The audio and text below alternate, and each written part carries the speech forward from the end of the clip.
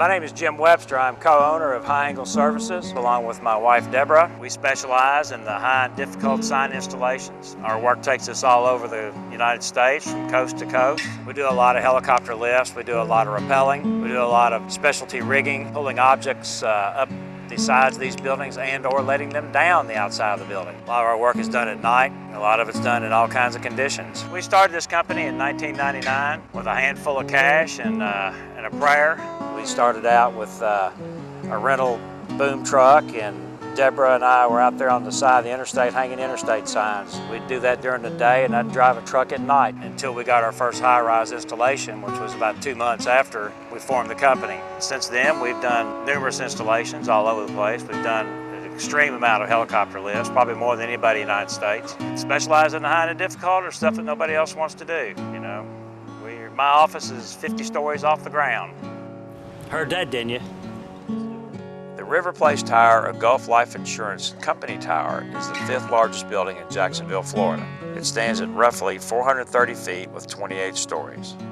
This modern-style high-rise was built in 1967. At the time of its completion, it was the world's tallest precast post-tension concrete structure. We're doing this job as a subcontractor for Coast Sign. It's a California company with offices in Tennessee and South Carolina.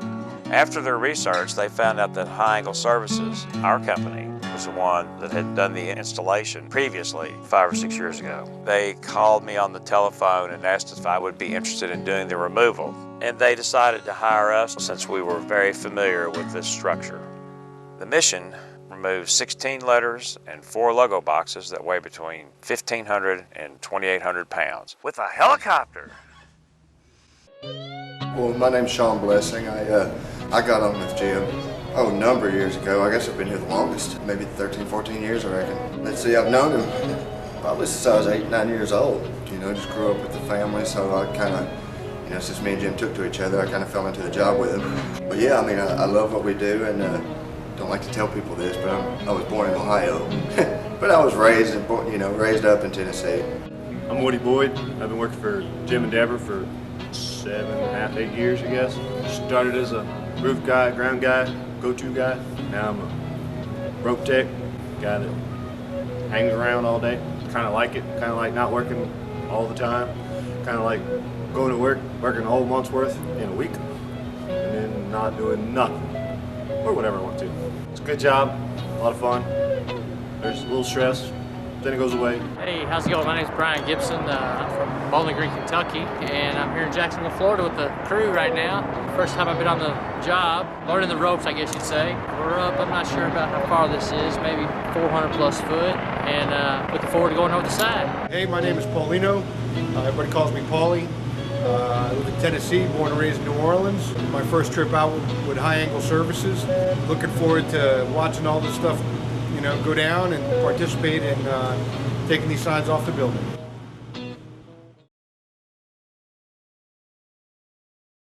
Today's January 20th, 2011, and we're in beautiful Jacksonville, Florida, getting ready to remove all these Wachovia bank signs. Unfortunately, we don't get to put any signs back up right now, but maybe we'll be back. We're like bad checks, baby. We just keep coming back.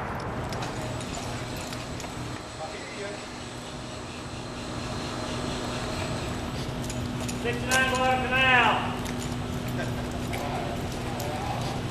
Hey Jim, did you get both of those things of beaners?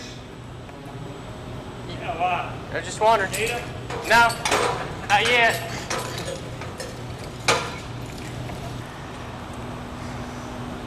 Yeah, I saw that. What did it say? Molly? 100% skin. Okay, not comfortable coming across there? Well, I'm just seeing how it needs to be done. Just be careful holding on to that satellite thing. If you fall, you'll get out of alignment, and we'll be in trouble. Never mind that you fell. You knocked the dish Don't out. hurt that satellite. We're rigging our rope for taking a pair of ropes, which, you know, we have to use 2 ropes in this business to comply with OSHA. This rope is about 300 feet long, 600 feet if you took both of them, but anyway, so I'm going to continuous loop so we can get out here on the facade and work horizontally out there after we get out here. Go down one rope, that way we go all the way across the end without coming back up or going down to the ground. while we're doing the helicopter lifts, we may actually have to be down there to when get ready to take that stuff off. I'd just soon not be out there while we're doing these lifts, but however, I have many times and I will today, but if I can eliminate that particular procedure while we're doing this, then that's what I want to do, because I have a penchant for living. And so does my friend Bryan here too. Absolutely. You have to think about everything you do, because if you don't, the consequences could be fatal. As one can imagine, this is very unforgiving work. This is Bryan's first time out here with us, so we did some training in our warehouse in Hartsville and kind of see what kind of skills he had for rope work, and he's taking it like ducks take the water. So now we're going to put him out here and give him some more experience. You see that? It says left. I'm dyslexic. That's his right hand, though. What's that all about, huh? I don't understand the youth of today. This is called seal-tight conduit. It's used for running the wires to the lights in the transformers and keeps the water from getting on the lines. But we've all cut this off of these transformers because we're getting rid of them all. So I'm hauling them to the dumpster. Since there's only 2 drops on each side as far as rope for rappelling over, we're just using shorter pieces to make it easier. Well, we run out of short rope. So he come up with this long rope that he has, and we are just cutting 30-foot sections out of it. And once we get all this rope right here cut to its 30-foot lengths, we're going to take it outside where there's proper ventilation, and we're going to burn all these ends down so that they don't, you know, fray apart and come undone and start unraveling all the way up the rope. It's hot. Did you get that one? Well, I've been doing this for about 20 years, I guess, something like that. Soon after I moved to Nashville in 1989, I was working for a company there in Nashville, and they had a job in downtown Nashville. It was the first high-rise building I'd been on, and I was bitten in. I was all over it. Couldn't get enough of it. It's that adrenaline thing, you know. The company I worked for was a union sign company, and I was in management, so I was on the job with this guy, and we had to put up some banners that were 10 foot by 50 feet, 265 feet up on the side of this building, and the union hand that was there was complaining about he didn't make enough money to do this kind of thing, even though he was the one that always wanted to do it. And so I got tired of listening to his bitching, and then after a while I just said, "Get your ass back over here." I said, "I'm going to go do it." And he says, "What? You can't do that. You've never done it before." I said, "I've watched you enough." I said, "I can do it." And needless to say, it was pretty scary. I didn't show my fear to him.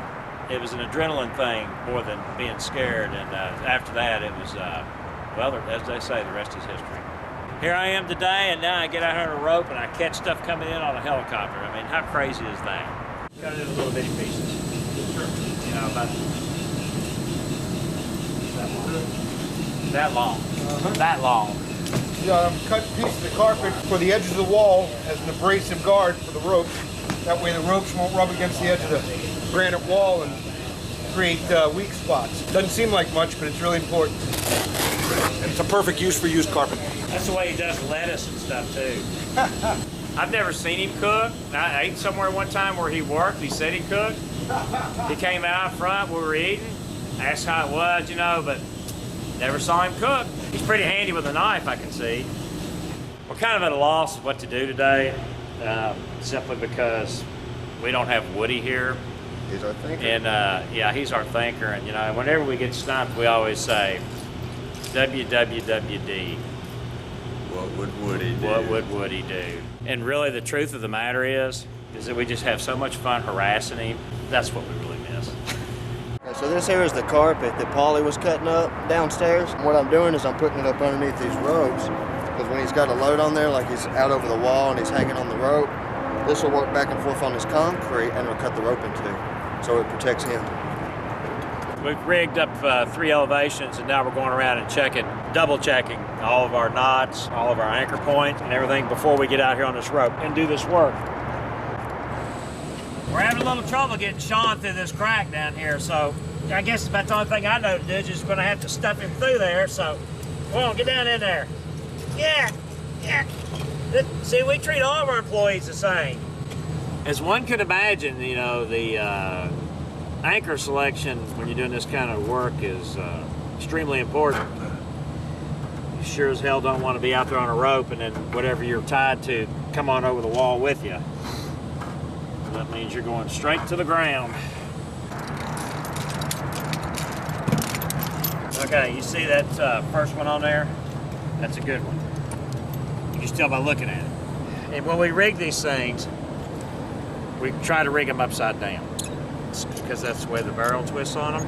And this one was just a thing where it wasn't tight all the way, and then it got loaded and then damaged. And we painted it red just because it's screwed up, you know, and it's not for anything critical at all, you know. Maybe like holding your pants up or something like that. So you visually inspected this one. So it's going to be the same thing, you know, we're just going to catch all of them. And because there's so many of these things sticking through, you just about got to check each one of them to make sure that it's hooked in there. And that's, you know, that's the only way I know to make sure that it's rigged right.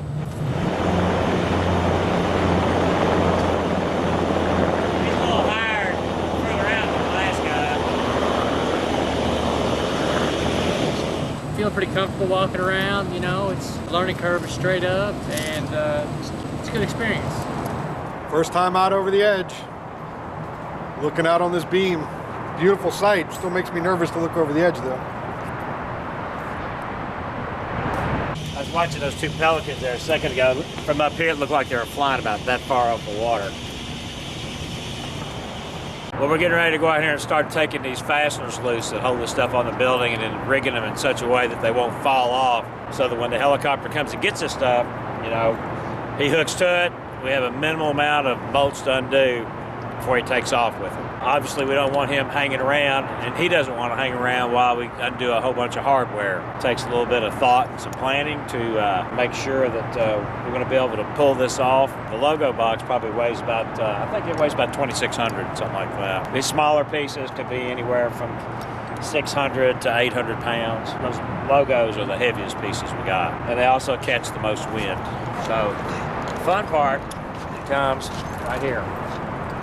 Get a hold of the wall, kind of scooting around and make sure that there's no slack in it, or it's going to cause me to take off, you know, and unexpectedly drop for 3 or 4 feet, which will scare the hell out of me sometimes. The further you get away from this corner up here, the easier it is to get away from the wall. Yes. So then we're going to negotiate our way down here.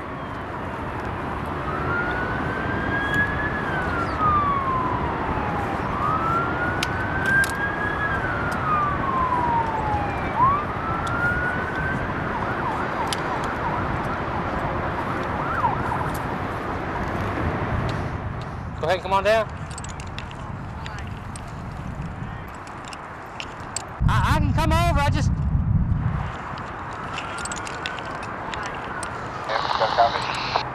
Yeah, go ahead. Sure, Paul, I was just checking this radio. I just changed them out. I had to come all the way down and get some wrenches. Yeah, boy. Are you up there or are you down there? I'm hooked up. Want me to go? No, I'm down here. I just got in here. Fixed the radio first. Now I'm just opening up this box to get some wrenches. You're all the way down on the ground? 10-4. We don't have any 3/4 stuff up there except for a ratchet speed wrench. 10-4. Well, these radios are working pretty good.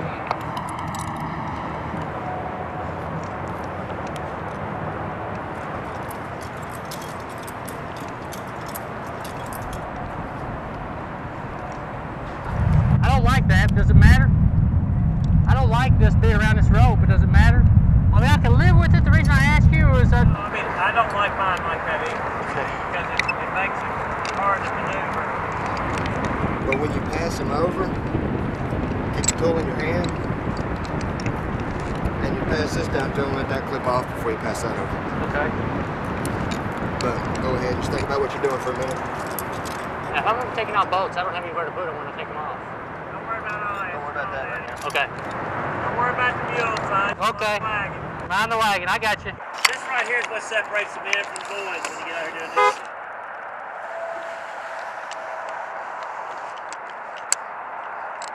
Okay, who's on the back side back here behind us on the A? I need somebody on the back side with a wrench. Copy, I'm on it. You got you on the thread through the 3/4 side? Yeah, but it's 7/8. No, you're using 3/4 in. I got 11/16 and 7/8. Are you aware that you sent out an 11/16, 7/8 wrench? And do I need to be holding the bolts on the back of these plates? Stand by a minute. 10-4, yeah, I got the 3/4 sitting right here. You got it. Is it on there? I can't. Almost. There you go. Is that one turning, Paulie? As soon as you take it loose, try to push that rod back in. There's a bucket right outside, right beside you. Reach and drop it in the bucket. That's a drop in the bucket, son. Drop in the bucket, gotcha. Pretty limber guy. Yeah, I've noticed that. You got the camera on? I believe he turned it on. I can hit this and start it. It's not, he said that's, yeah, it should be on. All right, here I am. I'm back on the ground. I've been out on the side of the wall trying to get some letters arranged or taken care of so they can take them off this weekend.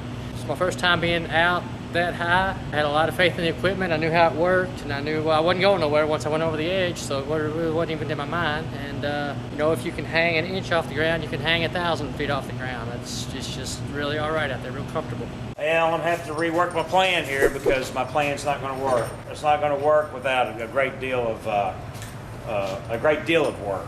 So what we're gonna do, these threaded rods that we're taking out, okay, the nut has got to be turned around and run all the way to the very end. It's got to have a washer on it like this. Okay. These are the ones that we're leaving in. We're gonna leave in like on this A, there'll be 3. There'll be one in this outside corner, one in that outside corner, and then up top we'll place one strategically up there, which I'll mark with spray paint. Now, when you say one up top, you mean one on each plate up top, or just one in general up top? Depends on the letter shape, you know, like a O, I'd do one on each outside corner. And then that one is the one that we'll leave the nut on the outside, but we need to pull it back where it'll stick through the wall about like this right here, so you can get a pair of channel locks on it, put your impact on it, pull it off on my signal, and then we take it away. Gotcha. Now, But it's you know, timing is gonna be crucial when we do this. And I don't want this shit to fall off. Yeah, no, I don't either. I won't be. There's gonna be too many people watching. Yeah, We like fried taters, we like mashed taters, we don't like spectators. Alright, that's gonna be it. But what we do need to have handy are some hammers. Yeah. And because if they get hung up, you're gonna take that damn hammer and you're gonna take it right and pow, knock it through, make it come out.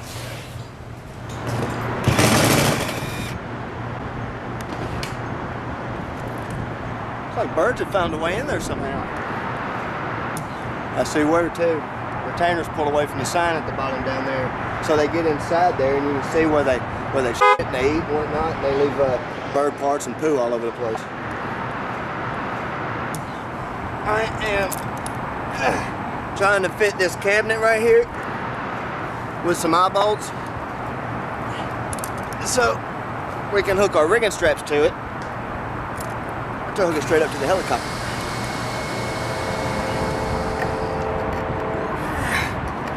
Well, I just started rummaging around down there where all that junk is, and lo and behold, I went through the magic door and there was all kinds of stuff in there. So I went through and found a couple of cans of yellow, only to find out that one of them doesn't have a tip. This one might have enough in it to do what I want to do.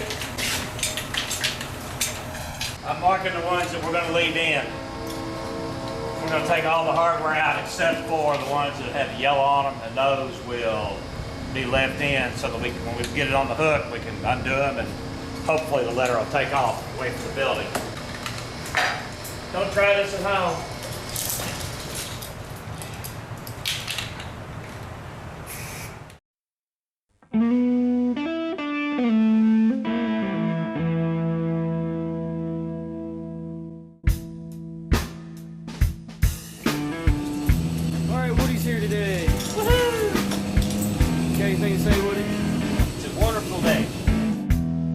The day before the lifts, as you can imagine, is very intense.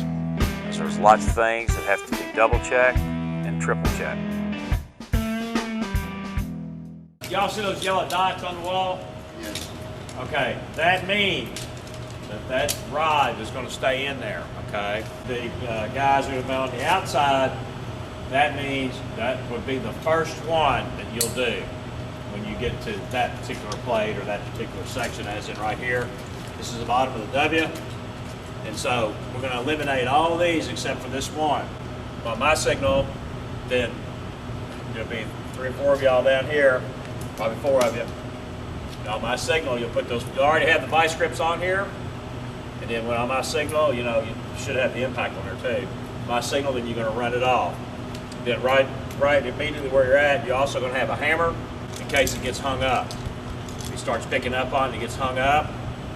So if he picks up on it too quick and we don't get those things off, then it's going to get hung up. But ideally, when he starts picking up on it, and I say, you know, cut it loose, don't even think about what you're doing, just do it. Take it off. At the same time, I'm going to be pushing out on the rigging and pushing away from the building. And needless to say, you know, every 3 elevations are rigged, the 4th one's not, and we got to get all this stuff done before we stop, okay? And for a moment, you find yourself, you know, staring up in the sky or, you know, writing notes about Woody on the wall or something like that. You know, come find me because we got plenty to do, and the pressure's on now, and it's we got to stay with it because I will not miss. I've not missed yet, almost. Stay low.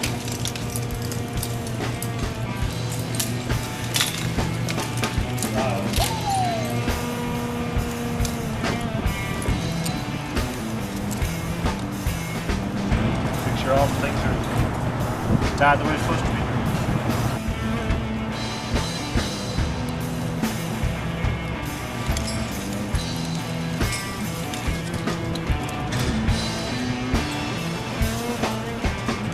Beautiful day in the neighborhood. You know, Put your women and your children and your livestock up. Woody's when here. you said that, going through here and I'm laying a shackle, an eyeball, and a strap by every hole where we're going to hook the letter up. And we're going to screw the eyebolt into the sign and shackle a strap to it so that we can use it to rig it and pick it up with a helicopter. Just the same all the way down the wall. Your ID situation. I need 2 8-foot straps. Or 10 or 12. Whatever.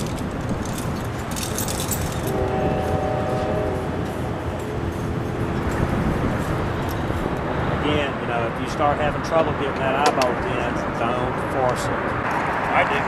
Waiting on you. Come on down. You want to get down? We have to sit on top of that lever. You'll see that you're on the letter I. Oh yeah, that carpet's wet. Yeah, I see that. It's getting tight like that. It's tight right there. That's where it gets tight. Then, well, you're using your hands. You're not using a tool.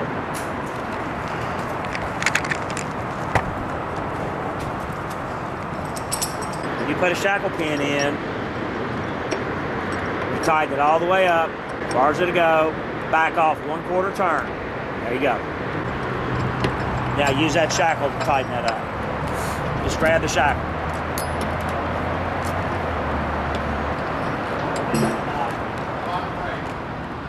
Okay, let's go to the top plate. Bottom right is the one you're going to leave. Excuse me, bottom left for you is the one you're going to leave.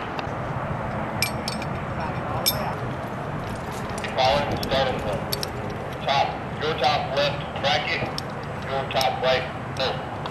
I'm grabbing a hold of the threaded rod to ensure that it's not spinning so he can loosen his nut. And then we're coordinating which one of the threaded rods we're going to leave in so that when we're removing the signs, we can do it expediently. Woody, that's the one you're going to leave in. And 4, going to the one right below it. That top one that you left in, Yes, sir? you can't leave it that far out. You only got to leave it out enough to get a pair of channel locks or vice grips on it. You got it. Because what's going to happen is that whole thing will fall out of the wall all the way up to that washer up there. Put your wrench on Hey, there. Paulie, you know not to pull these off grids out until I push them in, right? Yes, sir. There you go. That's good right there. All right, you got your Devlin loosened up, or you get something behind it? Yes, sir. Okay, communicate that. Say go to the next one. Go to the next one. Turn your radio down. Top plate, bottom right.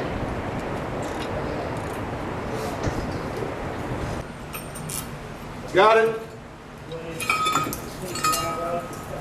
Got it, Woody. Just getting used to it. It's just gonna be like this all morning long until we get a rhythm down. I understand. I'm telling you, the damn pressure's on. In 0.2 miles, turn right on East Union Street. We're on our way to Craig Municipal Airport, General Aviation Airport here in Jacksonville, to go pick up some jet fuel for the helicopter.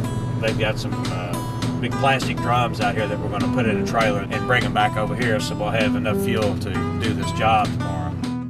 You see it turning out there, that means I can't get the nut off. Okay, it's turning. All right, you can take it out, Paulie. That bottom one on your right is out. All right, Paulie, which one am I leaving?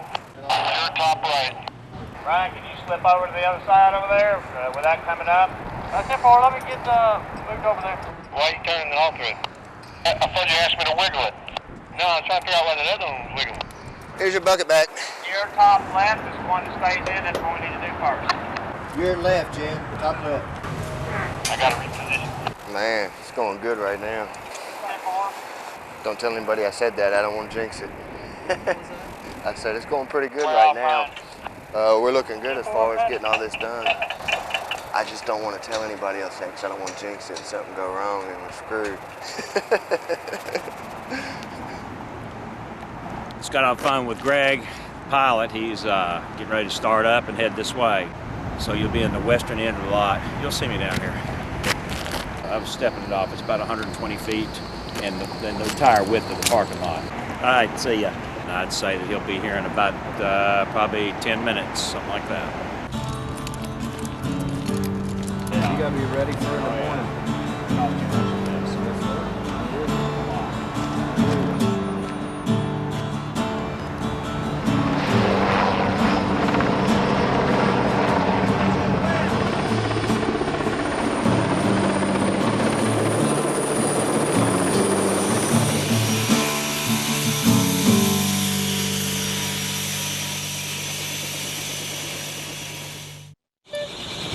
Yeah, the first time you swing out there, everything's a little more tense.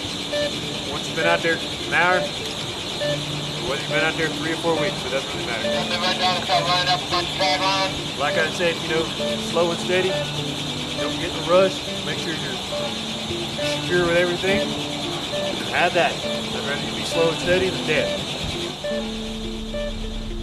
On every job that we have done on the day before, we always wind up working till late that night. Sometimes it's 10 o'clock at night, sometimes it's 4 o'clock in the morning. There's so much to be done that we have to make sure that everything is done prior to the beginning of the lift so that we can pull this off without any hiccups. Sometimes when I go around and I am inspecting everything, I notice that there are additional things that need to be done to secure hardware, steel plate assemblies, and those sorts of things. Now comes the fun part. You're ready to go down here inside this thing and open up these panels and inspect these connections down here. Just make sure that when we pick the sign up that steel comes with it, so we don't have 80-pound chunks of steel flying through the air. And in this particular case, while I was down inside the logo boxes that night, I noticed that there were some steel plates that we needed to run some wire rope through to make sure that they did not fall off when we started picking these pieces up. All right, so what needs to happen is you need to get the rigging on these other 3 cabins, east, south, west. You need to go inside and pull the panels off of the south and the west and get some little pieces of wire rope. You only got to put 1 fist grip on each side. If you take a screwdriver down there with you, just stick it in behind that metal, you can go ahead and wiggle that to get those panels off. But these 2 elevations are already off. So, that's where you need to start. One of the things you are not to do is to lean against that fabric because it could possibly tear and then out you'll go. These things they're built like tanks. You know, they're not going to fall off the wall, but you don't want to lean on the fabric. They got ladders in it that go all the way down the bottom. There's a lot of sharp edges in there you need to look out for.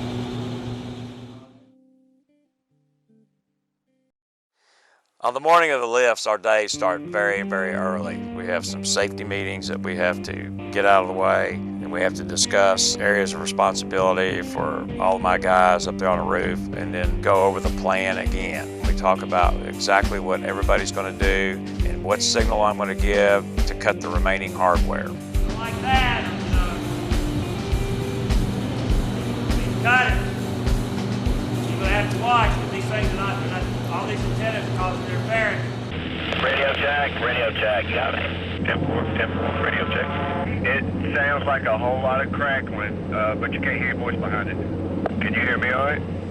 I then give the signal to Ted to begin startup of the helicopter, which takes about 5 minutes before he's ready for liftoff once he fires the turbines up. At that time, I also give the signal to the police to close down any pedestrian or vehicular traffic that's in our flight path or in the areas we're working, and then we wait. And then when the helicopter comes, it's on then.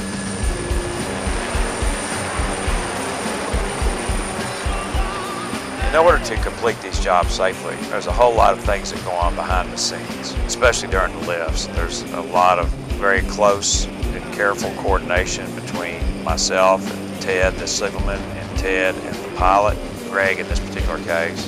Sometimes when we try to remove these objects from the buildings, there may be a piece of hardware or something that hangs up, so I'm yelling at Ted to either pick up on it or take some pressure off of it. At the same time, I'm yelling at the guys below me to try to make sure that they push the rods out through the concrete. It gets a little nutty up there sometimes, and then you add into that, you've got all this noise coming from above, from the rotors, and then from the jet engines in the helicopter. Throw into that with the wind, and the wind trying to get a hold of these objects and pull one side out away from the building while all the connections are undone. Timing is very crucial.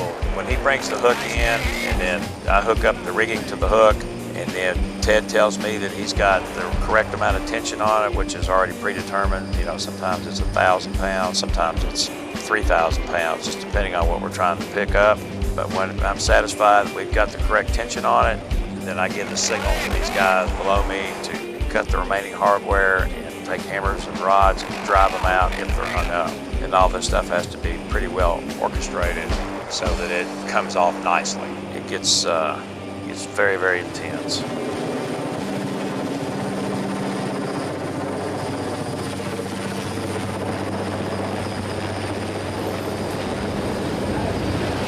Same one over the same thing over there. And Greg wants to know if we can get the box.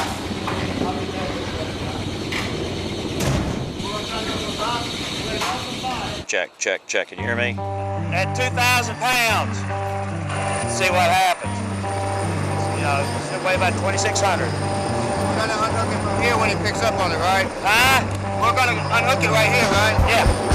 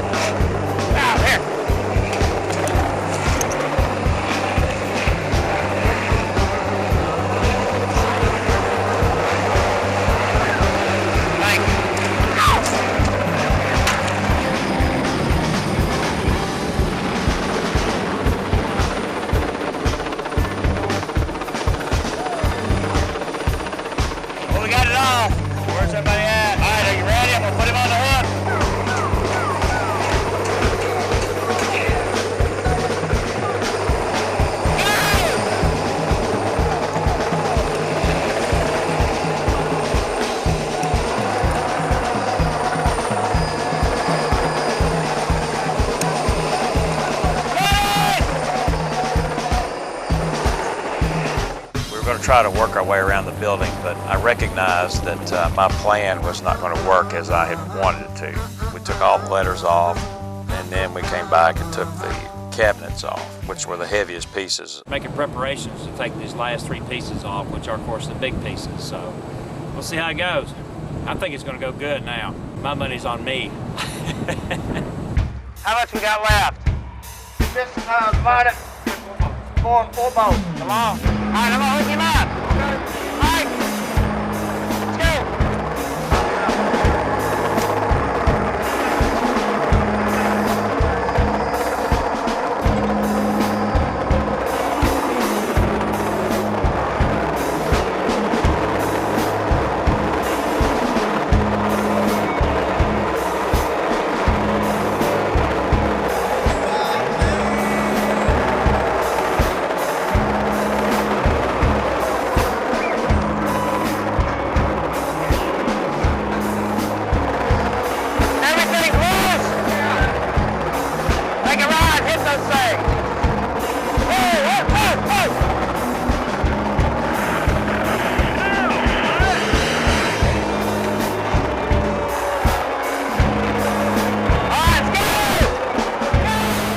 As soon as that piece is gone, then we have to move right to the next piece that's coming off. And if it's all the way on another elevation of the building, then everybody's scrambling. I mean, they got to scramble quick because Greg can have that stuff down and unhooked and back up there in just a very short amount of time. So in order to keep him from hovering unnecessarily, we have to be ready for him.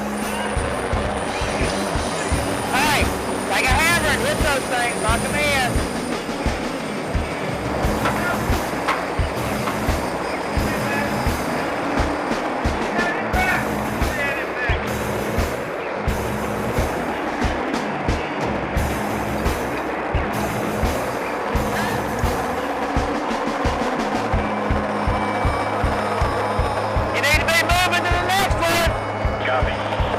On this particular lift, the rotor wash and the wind got behind the sign and began to take it away before I could remove the backup rig. At that point, it became a fight. And then I had to call for reinforcements. Come on. Yeah, let me out there. I got it. Oh.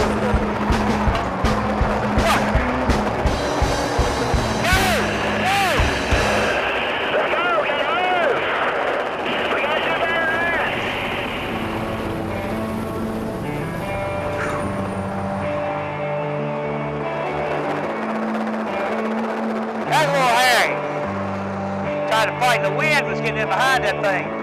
The wind was getting in behind it and kicking it out. You off up there? Those off?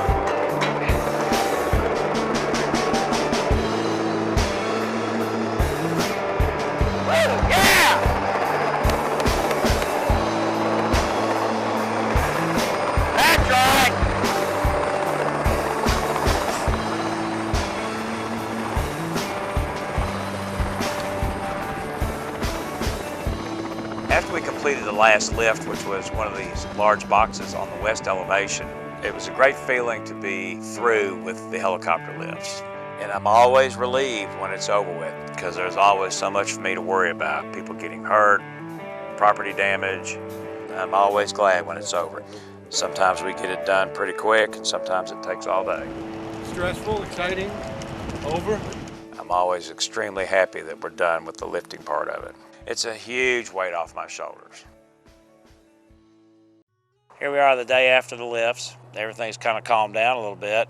Everybody's kind of relaxed. But yesterday morning and the prior 2 days to that, there was no such thing as relaxing. We were on it. In order to get this thing ready, there was a lot of pressure on me. And then, of course, I in turn put a lot of pressure on these guys. I had 2 new guys with me this time. Having 2 green hands on a job like this has made things a little bit difficult. But when Woody got here on Friday, that helped, freed me up to do some other stuff because I could put him out there on a rope and not have to worry about him too much. We have a lot of things that we have to accomplish in order to be ready for the helicopter when it gets here. We were here till 11 o'clock on Friday night, trying to get everything ready, double checking everything to make sure that everything was loose as it should be in order to have a minimal amount of fasteners to undo. And then, of course, Saturday morning, when we get ready to do the lifts, that's when the pressure really gets on. We did all 20 lifts successfully. There was a little bit of a problem getting the big cabinets off the wall, but we had to stop for a while and regroup. And I had to rethink my plan, and my plan changed 3 times, I guess, when I was here. It's just one of those things that you can't really quite put your finger on. You can make all the plans you want, but when it comes down to nut cutting time, that's when you find out if your plan is going to work or not. Everything came off as it was supposed to as far as the taking the letters off. But the cabinets, because of their weight being around 2,600 pounds each, or 2,800 pounds is what Greg said he had on the scale on the helicopter. It's quite a challenge getting those things off and getting those studs to pull out through the wall, but nevertheless, we got it all off. We didn't do any damage to the building, didn't break any glass, got all my fingers and toes, everybody else does too. So now we start with the cleanup and all the restoration work that needs to be done, do all those sorts of things, and then we move out. The crew on this trip was Shawn and Woody, who've been with me for a number of years and have done a number of these jobs with me. And then we had Paulie and Bryan, who this was their first trip out, and I'm certain it was an eye-opening experience for them. When I interviewed Bryan, he'd seen Life on the Edge, and I told him, I said, it's not all as glamorous as it seems. There's a lot of me pushing really hard to make sure this stuff gets done, a lot of long hours. It's dirty work. The most exciting part is when we do the helicopter lifts. And then everything calms down after that. But I warned him about me. I said, I can be pretty rough, when it comes time to do these jobs, because as I tell all of them, I will not miss. By that I mean I will not miss having this helicopter here and doing this job, simply because of the expense involved in trying to reschedule police, the helicopter itself, and all the other stuff that goes on with trying to pull these jobs off, which sometimes can be rather involved. Greg Homer, the pilot, who I've worked with 3 or 4 or 5 times, something like that, he continuously amazes me and his ability and his steady hand up there. He seems to go that extra mile. He has faith in what we can do, and I've got a lot of faith in what he can do. It's unbelievable the things that he has done while we've been doing this work, and never loses his cool. He's always very calm, collected, unlike me, who's usually yelling and screaming down there on the rooftop. And of course, Ted Hopkins, the signalman up on the roof with me. And Ted is, he's number 1 as far as the signalman. I've had some other guys that have been out here and they've all been good, but Ted is on it, man. He stays cool, even when things are getting really stupid. He's a mechanic as well. He's a certified, he's licensed A&P, airframe and power plant mechanic. I can't even begin to remember how many jobs that Ted's been on with us, and I always request Ted every time we do one of these. And I don't want to forget about Mike, who's the mechanic on the helicopter.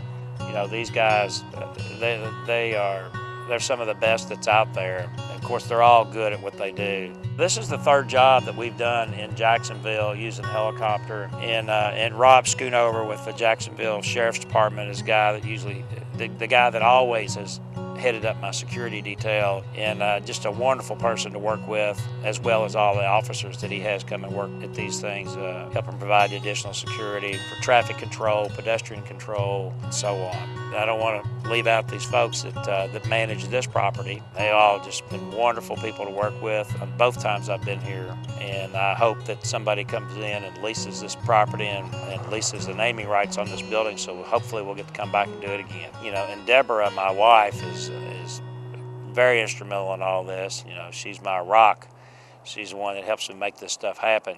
She's the one that stays, that you hardly ever see her. But believe me, if it wasn't for her, I wouldn't be able to do this. Keep your mind on the sign way up in the sky, like the eye of a sparrow. And if the wind is just right, then we just might get as straight as an arrow. Put 'em up no matter how tough, we don't stop until we're finished. Look for us in your town, 300 feet off the ground. We're getting down to business. Well, I'm working on high towers where the falcons fly and the men cower. Living on an ledge, pushing limits to the edge. We get high so you don't have to.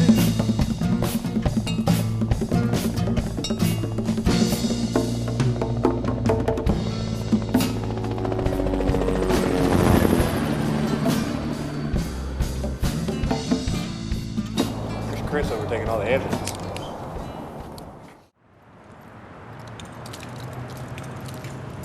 You're looking at me in that tone of voice.